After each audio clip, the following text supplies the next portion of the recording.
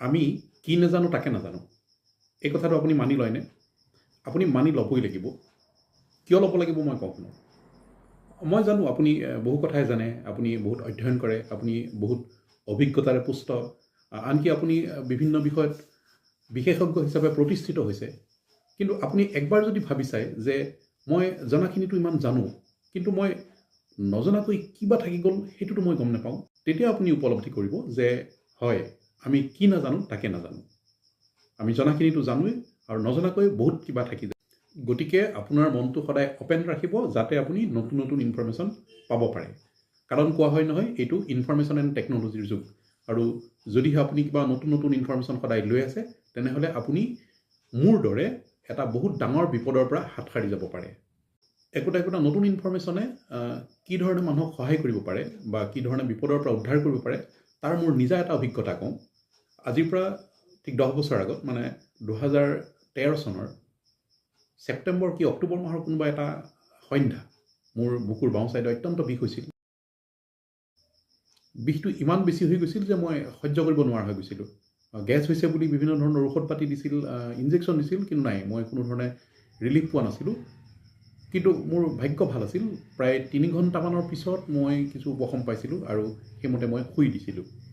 2 দিন পিছত মই এজন হাৰ্ট স্পেচিয়েলিষ্টৰ লগত কনচাল্ট কৰিলোঁ। তেখেতে ECG কৰাৰ পিছত ক'লে যে নাই, আপোনাৰ এটা চিভিয়াৰ হাৰ্ট এটেক হৈ গৈছে 2 দিন আগত, আৰু আপুনি খুব সোনকালে হস্পিটেলাইজ হ'ব লাগে, আপোনাৰ এটা টেষ্ট কৰা হ'ব।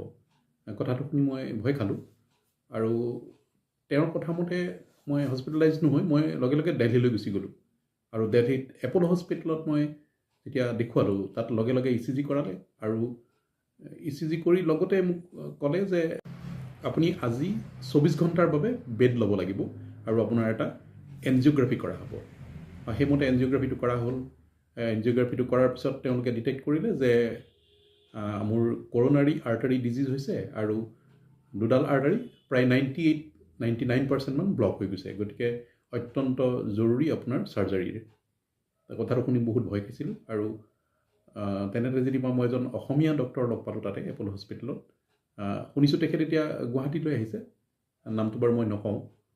তেখেতক মই মানে অনুৰোধ কৰিলোঁ যে মোক অন্ততঃ 1 মাহ সময় দিয়ক, কাৰণ মই পইচা পাতি লৈ যোৱা নাছিলোঁ।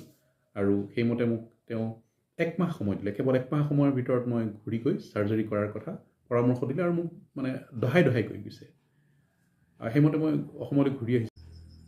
ঘূৰি আহি থাকোঁতে বাটত মই ভগৱানক এটাই প্ৰেয়াৰ কৰি আহিছোঁ, প্ৰভু, ডিজিজটো কণ্ট্ৰল কৰিব পৰা, যাতে চাৰ্জাৰী নোহোৱাকৈ মই কিবা এটা কৰিব পৰা ব্যৱস্থা এটা মোৰ হাতত দি দিয়া ভগৱান। এটা কথা কয় নহয় যে আপুনি যদি প্ৰবল ইচ্ছা শক্তিৰে ভগৱানৰ পৰা কিবা বিচাৰে, তেনেহ'লে কিন্তু ভগৱানে দিয়ে। এনেদৰে দিন গৈ আছে। মই চাৰ্জাৰীৰ কাৰণে প্ৰিপেয়াৰ কৰি আছোঁ। 6 লাখ টকাৰ মামলা, গতিকে মই মেনেজ কৰিব লগা হৈছে বহুত। হঠাৎ সন্ধ্যা এদিন 2জন মানুহ আহি পেলাই মোক ক'লে, এজন চিনাকি আৰু এজন অচিনাকি মানুহ আছিল। তেওঁলোকে আহি ক'লে যে আপুনি চাৰ্জাৰী কৰিবলৈ ওলাইছে, কিন্তু আপোনাক এটা নতুন ইনফৰমেশ্যন দিওঁ, আপুনি যদি ইচ্ছা কৰে তেনেহ'লে আপুনি ইনফৰমেশ্যনটো ল'ব পাৰে।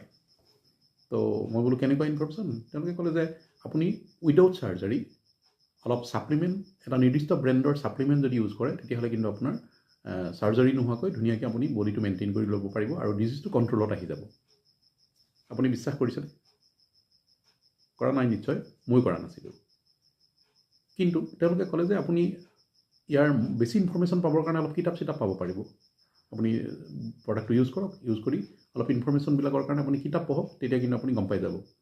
আৰু আপোনাৰ বিশ্বাসটো যেতিয়া আহি যাব, তেতিয়া আল্টিমেট ভাল হৈ যাব। অলপ চাইক'লজিকেল কথা কৈ দিছে। তেতিয়া মই অলপ আশ্বস্ত হৈছোঁ। বোলো ঠিক আছে, তেনেহ'লে আপুনি দি দিয়ক, মই কিমান দিনত গম পাম? তেওঁলোকে ক'লে বোলে 10 দিনমানৰ ভিতৰত আপুনি গম পাই যাব। তো মই ষ্টাৰ্ট কৰি দিলোঁ, লগতে ষ্টাডি ষ্টাৰ্ট কৰিছোঁ।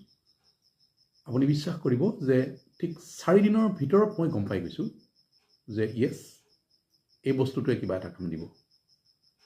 আৰু মোৰ ষ্টাডিটোৱে মোক কনফিডেণ্টটো বঢ়াই দিছে যে হ'ব পাৰে, এই কথাটো সম্ভৱ হয়। আৰু ঠিক 3 মাহৰ পিছত মই সম্পূৰ্ণৰূপে ঘোষণা কৰি দিলোঁ যে yes, this is the best way to control my disease. আৰু পিছৰখিনি ইতিহাস। এইখিনিতে আপুনি এটা কথা সদায় মনত ৰাখিব যে আমাৰ বডিটো প্ৰতি 7 বছৰৰ মূৰে মূৰে এটা ট্ৰেন্সফৰ্মেশ্যন হয়। গতিকে মনত ৰাখিব যে একবাৰ যদি চাৰ্জাৰী কৰিছে, অৰ্থাৎ মই যদি 2013 চনতে চাৰ্জাৰীটো কৰিলোহেঁতেন, তেতিয়াহ'লে 19-20 মানত মই আকৌ এবাৰ কৰিব লগা হ'লহেঁতেন। এই যে 7 বছৰৰ মূৰে মূৰে ট্ৰেন্সফৰ্মেশ্যনটো হয়, তাৰমানে চাৰ্জাৰীটো কৰি দিলে মোৰ খাদ্যটোতো একেই থাকিলে, গতিকে ব্লকটো আকৌ হৈ যায়।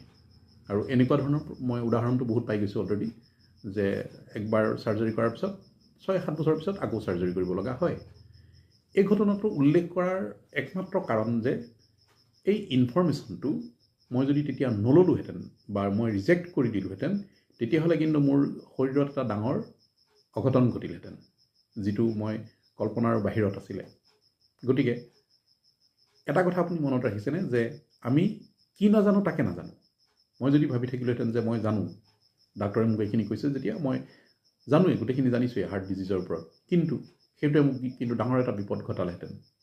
সেইকাৰণে মই আপোনাক আকৌ কৈছোঁ যে আমি কি নাজানো তাকে নাজানো। সেইকাৰণে গ্ৰীক দাৰ্শনিক ছক্ৰেটিছে এটা কথা কৈছিল নহয়, যে I know' one thing that I don't know' anything. মানে মই এটা কথা ভালকৈ জানো যে মই একোৱেই নাজানো। Thank U. ইয়াৰ ইনফৰ্মেশ্যন আপুনি যদি বিচাৰে তেনেহ'লে তলত মোৰ ফোন নাম্বাৰটো দিছোঁ। Thank U.